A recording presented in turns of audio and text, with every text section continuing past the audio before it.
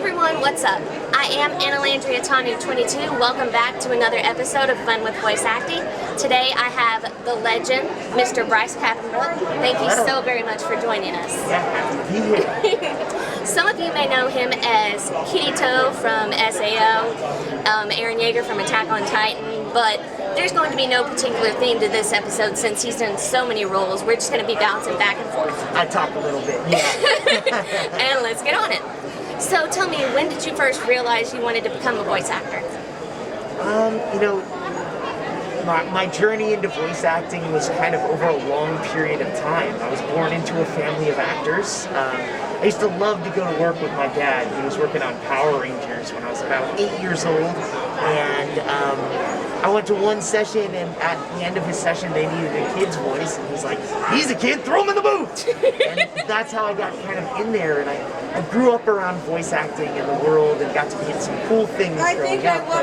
I think it wasn't until after college that I really made the decision to kind of give it everything and move forward. And unfortunately, my father passed away. It's coming up on 16 years, but it's amazing that I'm at this convention now and people are still coming up and telling me how much they loved his work and remembering him. And I really made the decision to give it everything I could and really carry on the torch for him after he passed. I haven't looked back. I'm really happy that I did that.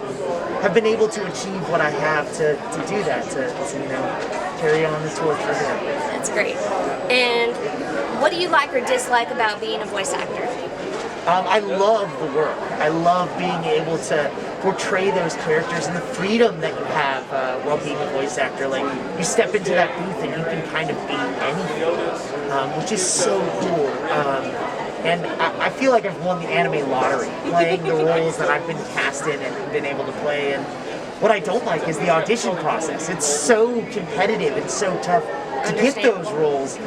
You're constantly auditioning and trying out for different things. And I tell people, if you book 1 out of 100 auditions, you're doing extremely well as a voice actor. So that process is not my favorite thing, But one thing that's really important is being tenacious and not giving up and giving it your all, even though, it's very low probability that you'll be able to play those roles. Right. But when you are cast, it's like you've won the lottery. That's awesome.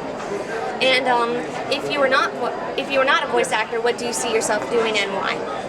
Well, my first passion and what I always thought I would do is be in the martial arts. I trained in a style called Tong Sudo, which is a Korean style of karate, and I was really into Muay Thai.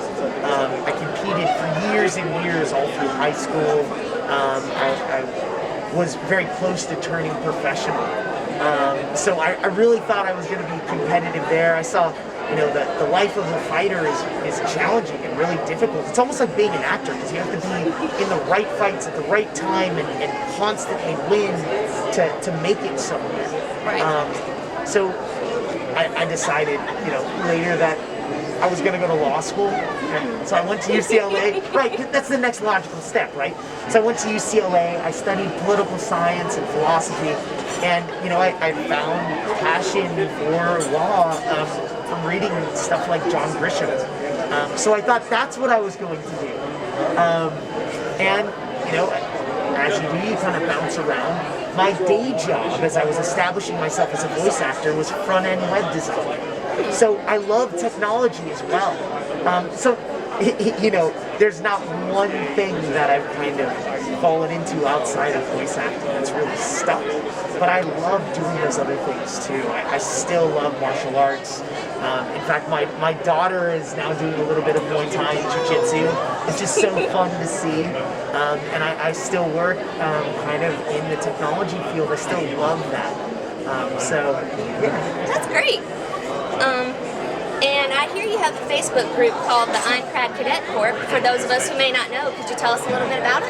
Yeah, Einkrad Cadet Corps is something so cool because that was a truly organic fan club. It was so interesting because actually there were 2 fans in particular that reached out to me separately, and they said, we've noticed that there's not a fan club for you. Like, you have your official Facebook page and your social media accounts, but there's not like a true fan club that's, been created. And do you want that to happen? And I said, yeah, that'd be amazing. So they both reached out, actually, like right next to each other, asking the same things, and I'm like, let me connect you guys.